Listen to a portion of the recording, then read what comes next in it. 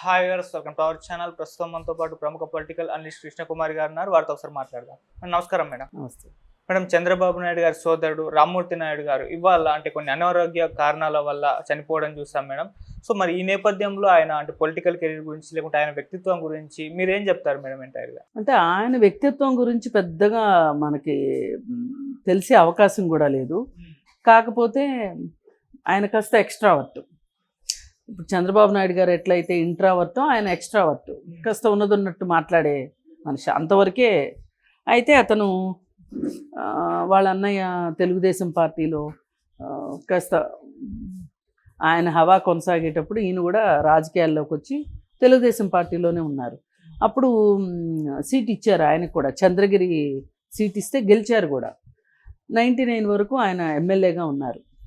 ఆ తర్వాత ఎలక్షన్స్లో అతనికి సీటు ఇవ్వనందుకు కాను అప్పుడు వైఎస్ రాజశేఖర రెడ్డి గారు ఆ కుటుంబంలో ఎలా అయినా సరే తగాదాలు తీసుకొని వచ్చి తద్వారా కాస్త రాజకీయ పబ్బం గడుపుకోవాలి అన్న ఉద్దేశంలో అతన్ని మా పార్టీలోకి వస్తే నీకు సీట్ ఇస్తాము అని చెప్పి అతన్ని తమ పార్టీలోకి తీసుకొచ్చుకోవటం జరిగితే ఆయనకి సీట్ ఇవ్వకపోతే అప్పుడు ఆయన మనస్తాపంతో మళ్ళీ వెనక్కి వెళ్ళిపోయి తెలుగుదేశం పార్టీలోనే కొనసాగారు.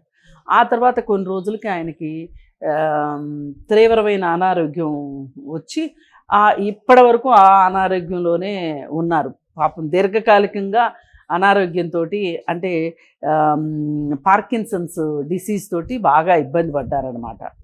అయితే వచ్చేసే సందర్భంలో, ఆ పార్టీ నుంచి వచ్చేసే సందర్భంలో, కాంగ్రెస్ నుంచి వెనక్కి వచ్చే సందర్భంలో నువ్వు మా కుటుంబంలో చిచ్చుపెట్టి నన్ను బయటికి తీసుకొచ్చి నీ రాజకీయ లబ్ధి కోసం వాడుకున్నావు. అలాగే ఇప్పుడు రేపు ఎప్పటికైనా సరే నీ కుటుంబం కూడా ఇలా రాజకీయ స్పర్ధలతోటి వీటితోటి నీ కుటుంబం కూడా విడిపోతుంది అని చెప్పి ఆ రోజు ఆయన ఒక రకంగా చాలా హార్ష్గా మాట్లాడాడు అనమాట. మాట్లాడితే ఇప్పుడు రాజకీయ పరిశీలకులు అందరూ ఏమంటున్నారంటే ఆ రోజు రామ్మూర్తి నాయుడు పెట్టిన శాపమే ఈరోజు వైఎస్ కుటుంబంలో ఇప్పుడు కుటుంబం ఎవరికి వాళ్ళు అయిపోయారు కదా, అది ఆ రోజు పెట్టిన శాపమే అని చెప్పి మాట్లాడుకుంటున్నారు. సరే, శాపాలు గీపాలు సంగతి పక్కన పెడితే ఏదేమైనా ఆయన మాట్లాడిన మాట వాస్తవం. ఏంటి, మా కుటుంబాన్ని విడదీసావు నువ్వు నీ రాజకీయ లక్ష్యం పబ్బం గడుపుకోవటానికి.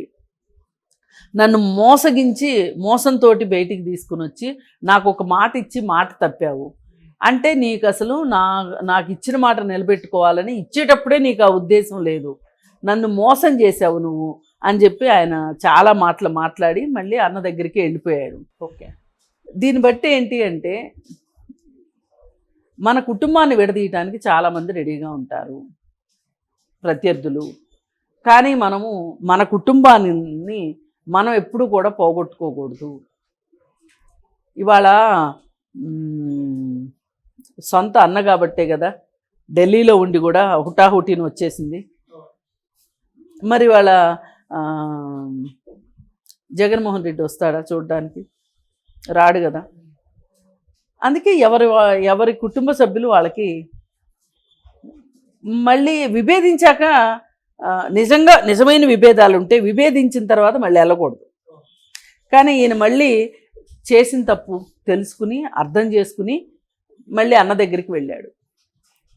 రాజకీయాలు కూడా మరీ ఇంత క్రూరంగా అవ్వటము, ఇంత బ్లాక్ అండ్ వైట్గా అయిపోవటము, అలాగే ఇంత రక్త సంబంధాన్ని కూడా కాదనుకునేట్లు స్వార్థానికి రావటము అనేది హర్షించే విషయం కాదు. ఇప్పుడు మానవ సంబంధాలన్నీ ఆర్థిక సంబంధాలు అన్నారు, కానీ కనీసం మరి ఇంటి సంబంధాలు కూడా ఆర్థిక సంబంధాలు అవ్వటం కొంచెం బాధాకరం. ఏది ఏమైనప్పటికీ ఆయన మన ఆంధ్రప్రదేశ్ రాష్ట్రానికి